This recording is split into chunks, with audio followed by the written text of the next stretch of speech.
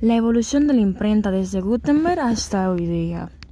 Hacia 1444, Johannes Gutenberg inventó la imprenta moderna con tipos móviles, la cual permitió una mayor difusión del conocimiento en Europa. Desde el siglo XV, las técnicas de impresión han ido cambiando bastante. Hoy día existen sistemas de impresión directa como flexografía, huecograbado, calcografía y serigrafía, y otras de forma indirecta, como la offset y la digital. Sin embargo, las dos técnicas más utilizadas son la impresión offset y la impresión digital, que al día de hoy ofrecen una calidad muy similar. La evolución ha sido muy larga desde la imprenta de Gutenberg hasta la impresión digital, que comenzó a finales del siglo XX.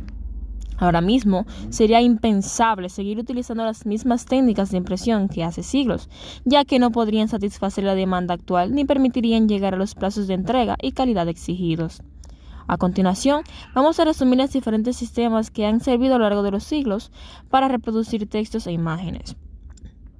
Antes de la imprenta de Gutenberg. Hasta el siglo XV, la reproducción de textos e imágenes había sido una tarea laboriosa que se realizaba a mano y con la que se obtenían escasos ejemplares que solo llegaban a unas pocas personas.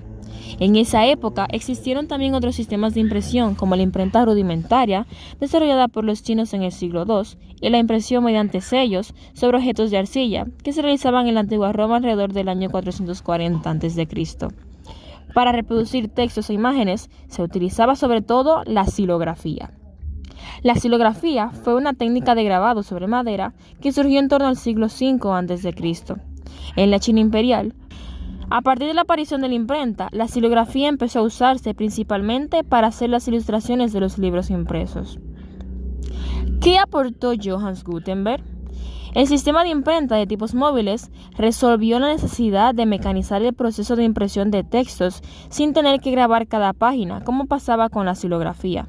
Así, la imprenta de Gutenberg logró reducir el tiempo de reproducción de textos, aumentar la tirada de las copias de los manuscritos y abaratar costes. Gutenberg además construyó una prensa que era una adaptación de lo que se utilizaba para exprimir el vino.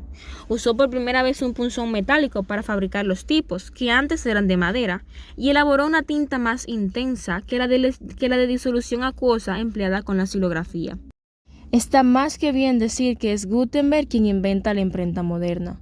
Si bien ya hace 400 años antes de Cristo los romanos utilizaban moldes de arcilla y los chinos en el siglo XI utilizaban piezas de porcelana para hacer reproducciones, no es hasta que llega la xilografía en Europa en el cual se empiezan a imprimir carteles y panfletos, y Gutenberg más tarde perfecciona la imprenta para que se lleguen a hacer reproducciones a gran escala.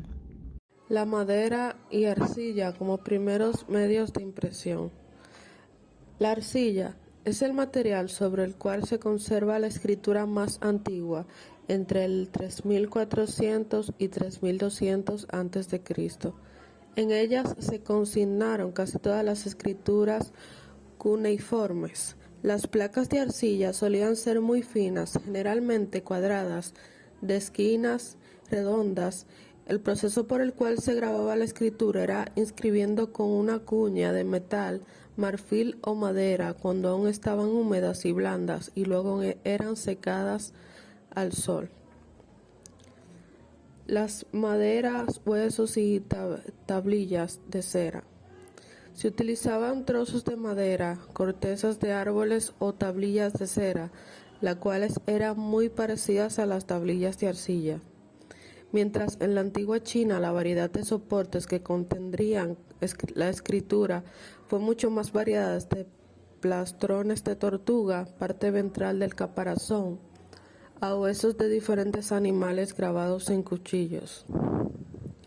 También se utilizaban tiras de madera, normalmente de bambú, sobre las cuales se escribían con pinceles y tinta y se ataban con un cordel para mantener el orden. Estos libros primitivos reciben el nombre de Jianzheng y fueron empleados en el siglo VI a.C.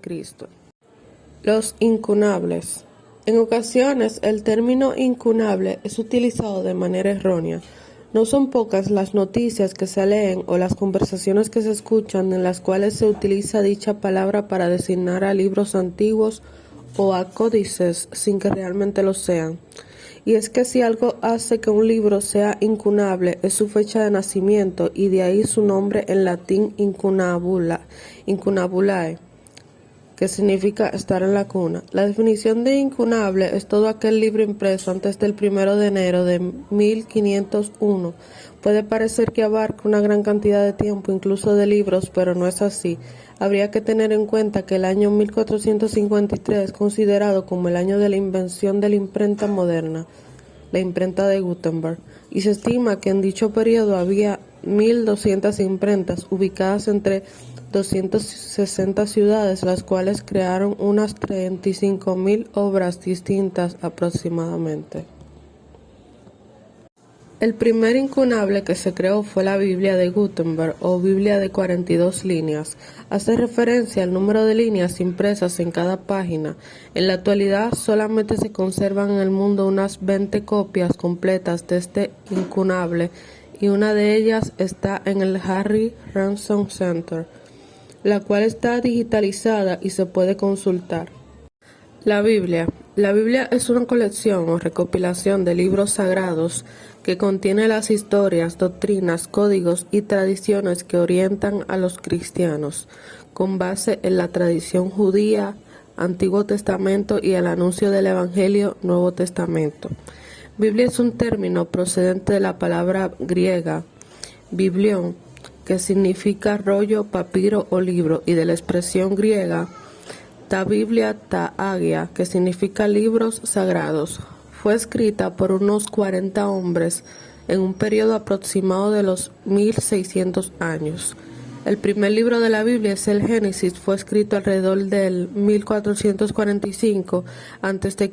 El último libro es el Apocalipsis, escrito alrededor del 90 y el 96 después de Cristo. Originalmente se escribió en hebreo, arameo y griego. La Santa Biblia es el libro más vendido de todos los tiempos y ha sido traducida a más de 2.500 idiomas y está disponible en diferentes versiones según las tradiciones y las traducciones. Actualmente está disponible también en formato digital. La Biblia de Gutenberg se trata sin duda del libro más valioso de un fondo bibliográfico y documental que merece figurar entre los más importantes de España. Valioso porque es el libro que inaugura la era de la imprenta en torno a 1454, y porque está considerado por muchos como el libro más hermoso jamás impreso. Es la Biblia de Gutenberg, también conocida como Biblia de las 42 líneas, paradigma del fruto de la imprenta primitiva, un objeto a medio camino entre lo industrial y lo artesanal, pues aunque a partir del nacimiento de la imprenta los libros se producen en serie, cada ejemplar exhibe cierto número de rasgos diferenciadores que determinan su individualización, que es un elemento casi definitorio del libro impreso del siglo XV. Evolución de la imprenta en Santo Domingo. Nos preguntamos, ¿qué es la imprenta? La imprenta no es más que una tecnología dirigida a la réplica de elementos de texto y símbolo mediante la técnica de impresión en papel, ya que éste se realiza por medio de planchas y tinta. Posteriormente se aplicaba tinta a la misma y se presionaba contra superficie de papel. En su historia podemos decir que las primeras pruebas impresas de que Santo Domingo había imprenta son las de 1800 en adelante, y estas están firmadas por el impresor francés Jean Blockers, quien acompañó como pensista a la Comisión Francesa que vino a tomar posesión de Santo Domingo.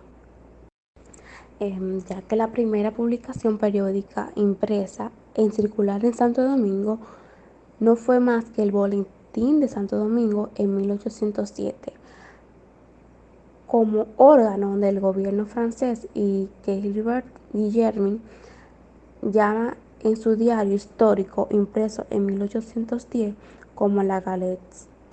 Este boletín oficial de carácter militar e impreso en español y francés.